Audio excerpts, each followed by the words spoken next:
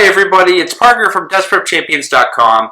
I filmed a video about the Pygmalion effect and I went fairly in depth into it, and so it was a very popular video on my channel. So what I want to do here is just break down another question that I got about the Pygmalion effect, and I'm going to kind of rehash a lot of the same stuff, but I'm not going to go as in depth, and I'm just going to kind of try to go rapid fire and condense this into a shorter video than the other one, just to get the topic out, because this is such a big topic of mine and it really is a big research interest and I want more people to understand this. So the question is there a correlation between IQ and the Pygmalion effect?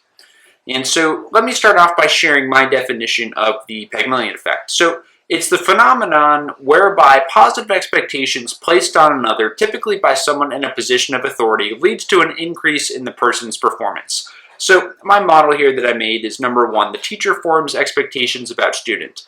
2, the teacher changes their behavior toward that student. 3, the student responds and changes their behavior in response to the teacher's behavior. And 4, a student's new behavior then confirms and strengthens the teacher's expectations, and it's this big cycle here. It goes back to number 1 because, like I said, it forms and the student's behavior confirms and strengthens the expectations. The teacher continues to form those expectations, they solidify, and we're stuck in this cycle here. So this all dates back to a study done in the 60s by Robert Rosenthal and Lenore Jacobson, who demonstrated that the Pygmalion effect can lead to an increase in IQ for some students. The research was centered around observing the Pygmalion effect in the classroom, aka the teacher fulfilling prophecy, which is another way to call it's another name for the Pygmalion effect. So the basic concept is summed up in that figure that I just showed you, and that is my figure. So here's an overview of the study. So Rosenthal and Jacobson wanted to see if creating expectations in teachers' minds about their students' achievement potential would affect the students' actual achievement. So they gave elementary school students an IQ test, but they didn't disclose the real results to the teacher. They randomly labeled some of the students as spurters and said that they would outperform the other students. They then explicitly told the teachers who the so-called spurters were. The teachers then treated these so-called spurters with higher expectations, thus giving them more attention and praise. And then the researchers gave all students the same exact IQ test after a given period of time had passed, and they found that the spurters showed a significant increase in their IQ test. So the conclusion, as we can see, is that students who receive more praise and attention from the teachers, after the teachers were told and led to believe that they were spurters, these students had improved IQ scores. So I would say that the Pygmalion effect is correlated with IQ, and that having high intellectual expectations placed on you repeatedly is shown to lead to higher performance on IQ tests. At the same time, the Golem effect, which is essentially the reverse, is that it demonstrates that low intellectual expectations placed on a person, or any kind of expectations, it doesn't have to be intellectual necessarily, but these negative expectations placed on a person can lead them to achieve below their potential. And it's hard to really prove a correlation here, and I'm not an expert in psychology. I just happen to know a lot about this and I have a research interest in this. So that was my answer to the question. And then we had William Stewart. He responded and he commented saying, from a trenchant critique of Rosenthal and Jacobs' research on the Pygmalion effect, see the book by Elishoff and Snow. Numerous errors and misconceptions are discussed. And so let me say that, first of all, I'm not an expert in psychology, so it is only fair to admit that there is a lot of contention with the study. It's been controversial. However, there are many researchers and intellectual figures who have come to similar conclusions. So this was my response. And I point out Rosenthal and Jacobson, not Jacobs, as Mr. Stewart, I think, made a typo here and when he said Rosenthal and Jacobs. So anyway, let me just show you my response here. So in Teaching as a Subversive Activity by Neil Postman and Charles Weingartner, the authors say the following in reference to Rosenthal and Jacobson's study. What we see is a product of what we believe to be out there. We see things not as they are, but as we are. The case of the elementary school children is quite similar to a different experiment, but with an additional dimension. The teachers perceived these children as intelligent because they were expecting to see intelligent behavior. The teachers made the reality that was there. But we can assume that once the teachers made that reality, the children begin to make one of their own. The children modified their behavior in accordance with the positive expectations of the teachers. So here's another quote here. In Teaching Expectations, Sociological Dynamics, University of Calgary researcher Carl Braun said this: it is safe to make the generalization that for many primary school children, the teacher's credibility rating is high. She is the person who knows. If she communicates to the child continuously that his performance is poor, this will undoubtedly influence his self-concept and the goals he strives to achieve. Now here's what former University of Illinois Urbana professor Lewis Rubin said in Facts and Feelings in the Classroom. The position taken here is that there's a close relationship between the teacher's expectations for the learner, the teacher's treatment, which is the output of the learner, and ultimately the child's self-expectation. This expectation of self is inseparable from the self-image. And here's one more relevant quote by Braun. If the learner thinks of himself as inferior, his actions will tend to be those of an inferior person and will confirm to his teacher and peers that reasonableness of treating him as inferior. I think it's supposed to say treating, or tearing. Not sure.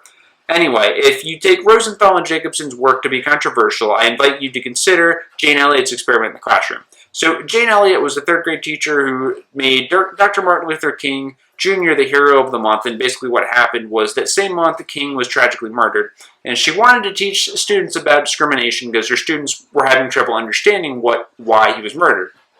So she divided the students into two groups, blue-eyed kids and brown-eyed kids, and that day she told the students that had blue eyes that they were superior to the brown-eyed children. And the blue-eyed kids got to eat first at lunch and enjoyed a longer recess than the brown-eyed kids, who were forced to wear collars around their necks. In addition to the collars, the brown-eyed kids were scolded verbally to make them feel inferior. Then the next day, Elliott had the groups completely switch roles, and she was shocked by the result of her experiment. On the first day, the blue-eyed children who were treated as superiors literally adopted the behaviors of superiors. Model students who didn't seem to have a mean bone in their body became hostile towards the brown-eyed group and apparently enjoyed discriminating against them.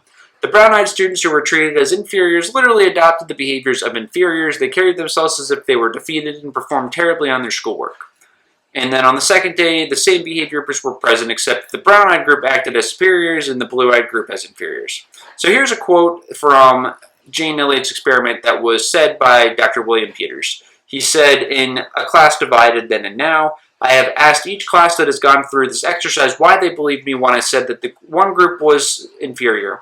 The answer has always been the same. They believed me because I was the teacher." So in short, yeah, Rosenthal and Jacobson's work has been considered controversial by some. But, however, if you look at all these authority figures that have been quoted from multiple sources, they've reached similar conclusions. And I can speak firsthand from my own testimony that I've seen. This is actually really why I got interested in this kind of research in the first place, was because I was working with a student, and pretty quickly I was able to, when I was doing algebra summer school tutoring, and I worked with him, and he was able to understand topics like logarithms and exponential functions that are complicated for algebra, some of the more complicated concepts, and he got them pretty quickly with some tutoring. And afterwards, one of the teachers that was leading the group told me that he said something to the effect of, "Wow, like that student did a very good job in spite of his learning disabilities."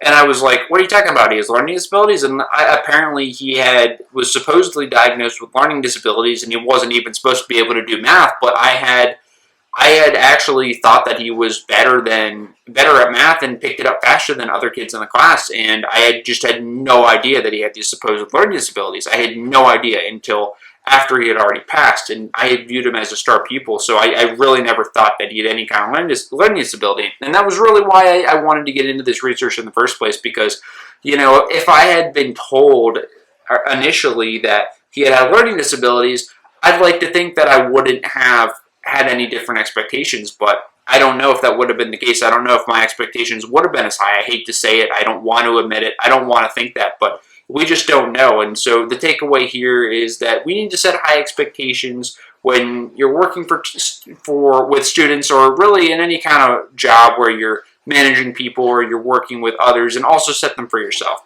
So it's hard to prove a direct connection between the Pygmalion effect and improvement in IQ scores. And I'm not a psychologist, like I said. I'm not an expert in this stuff. So please, guys, feel free to fact check me on any of this stuff. My sources are right here that I used in researching this answer and the question. So please, if I got anything wrong, please let me know, comment, or let me know otherwise, because I want to know if I'm wrong, and I don't want misinformation out there. But I think I got at least almost everything right here, and my sources are here, as I said. So yeah, that's the Pygmalion effect, and there's really no way to prove it, but I would say that from this research here, there's definitely a correlation. So That's the video, guys. Please give me a thumbs up if you liked it, and also consider subscribing. Thanks, guys. Best of luck to you in whatever you choose to do.